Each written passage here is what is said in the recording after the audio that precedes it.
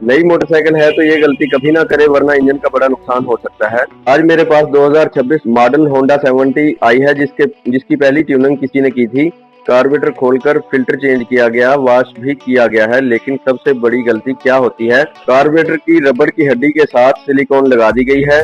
याद रखें, कार्बोरेटर में सिलिकॉन कभी इस्तेमाल नहीं होती, क्योंकि जब नट बोल्ट टाइट होते हैं या तो सिलिकॉन बाहर निकल आती है और अंदर भी चली जाती है। जब ये सिलिकॉन अंदर जाती है तो सीधी वाल्व के पास पहुंच जाती है, जिससे वाल्व लीक हो सकते हैं, इंजन का हेड खराब हो सकता है और नई बाइक भी खराब हो सकती है।